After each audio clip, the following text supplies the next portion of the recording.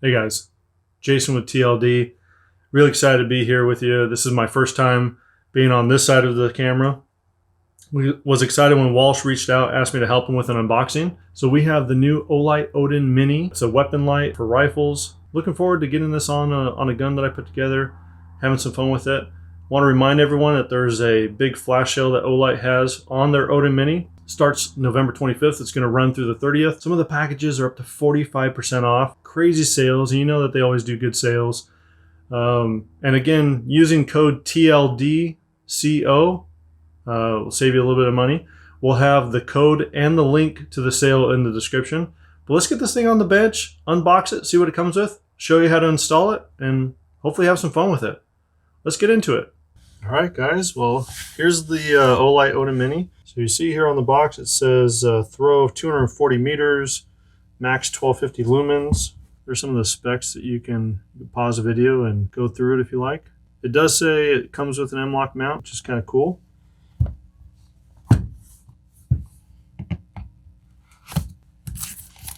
Like I said, you know, this is going to be something that we'll be seeing it same time together.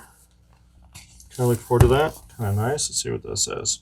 Thank you for being part of our Olight family. Your support is why we do this. Isn't that nice of them? All right, so open this up.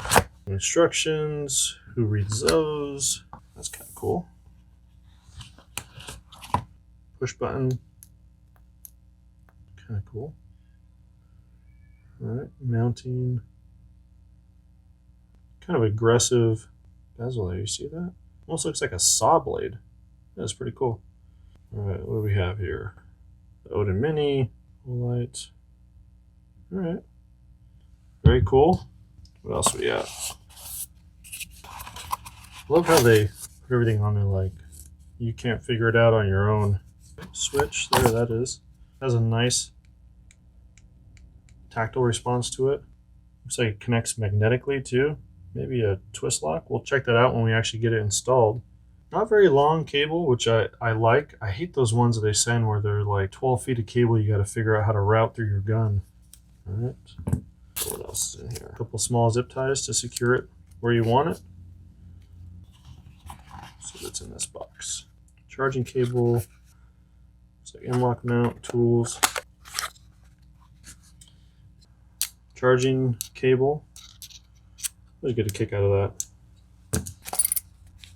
Mounting hardware. So some Mlok T-nuts, Allen wrench, Mlok screws. That's what it feels like in there.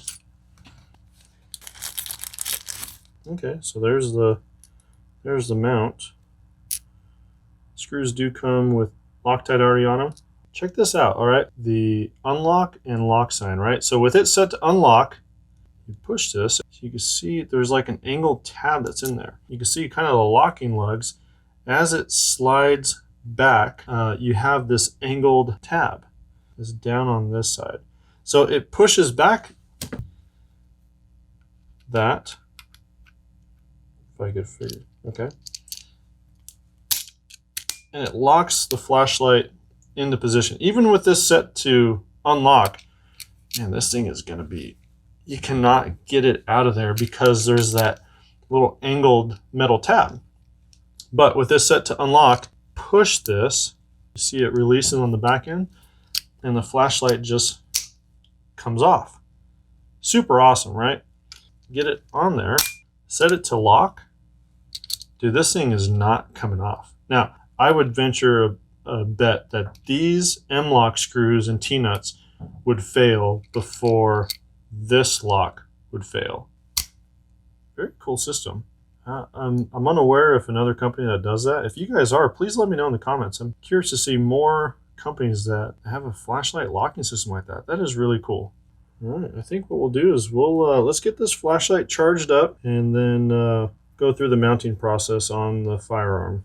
I guess the reason why it is good to read these is just tossing them aside. The flashlight works a lot better. Pull this little guy out from the battery compartment. Yeah, what can I say?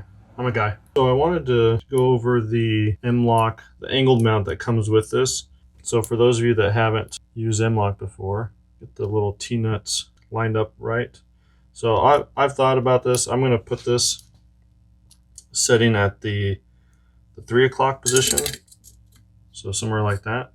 And there's a Allen key that's included. So loose a little bit so that way it can spin in there.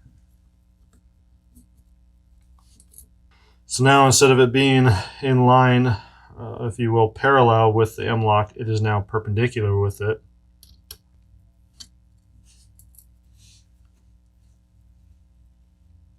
All right, so that T-nut just spun perpendicular. All right, so there's that mounted on there. Let's see if we can get it in the video. So when we laid it in, it was parallel with this Mlok slot, and then it spins in there and pulls itself against the rail. That's how it locks into place. So that's good. That's not going to go anywhere. All right, so that's in place. We'll turn this to locked. Oh, that is cool. Check that out. I thought I would have to screw it on or something, but it just magnetically. Hey, we got light. Look at that. I figured I was going to have to take off this tail cap or something, but oh. Look at that. Look at that. Instructions right on there. Who would have thunk? Who would have thunk? So now it's locked in place. Yeah, it's not coming off. That's really cool. Not too bad. I'm not sure how high that is. Not sure if I'll use a zip tie. Drop it in the comments. What would you do to keep that in the Picatinny mount like that? It does create a little bit of heft. Nothing too bad. I mean, nothing that I'm not used to because I have the suppressor on this. The suppressor's not heavy by any means, but compared to, you know, the shorty barrel, I'm used to having a little bit more weight on the front. I like the way that it looks.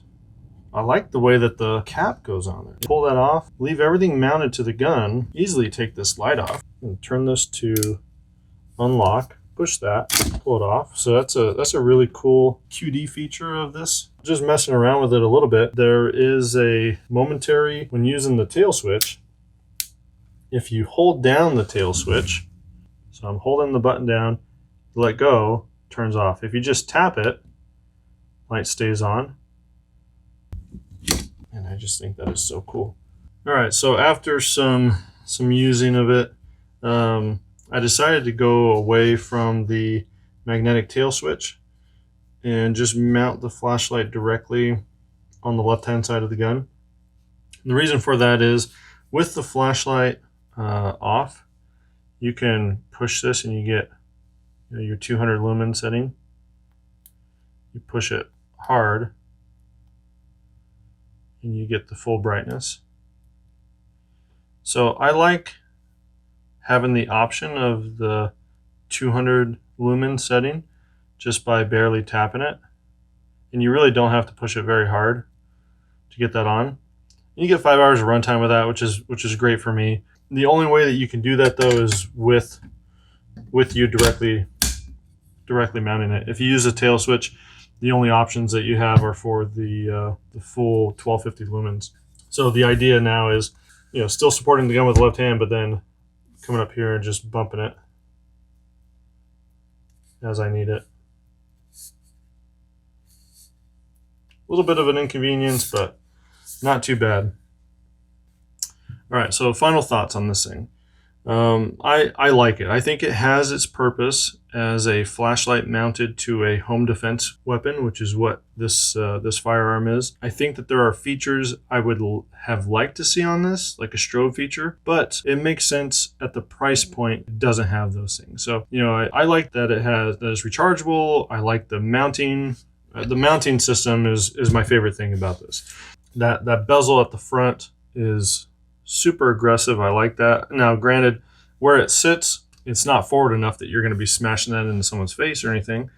But I do like the look of it, that saw blade type look. I think it looks really cool. So yeah, this definitely has a place. This is going to be, like I said, on my home defense gun. So this is going to stay on here, and when I hear something that goes bump in the night, again, would have liked to see strobe. Would have liked to see more control with the remote tail switch. I think if the remote tail switch had maybe a high and a low setting, or if the flashlight itself had a button on it that you can switch from high to low, I would have liked to see that, because I do think that it was more comfortable with the remote tail switch. Not being able to use the low setting, that kind of killed the remote tail switch for me. So stuck with it like this. But let me know what you guys think. You know, is this something that you're going to be, you're interested in using? And do you like remote tail switches? I just felt like this one kind of limited the capabilities of this light. All right, guys, there you have it. Odin Mini. Hope you learned something. Hope you enjoyed this video. I know I enjoyed making it. Being on this side of the camera has been fun. As a reminder, Olight's running their Black Friday flash sale starting November 25th. It's going to run through the week, up to 45% off some of their packages. So if you're interested in this Odin Mini, now's a perfect time to grab one. A link to that sale is going to be in our description, and you can use code TLDCO, and that code's going to be in the description below as well.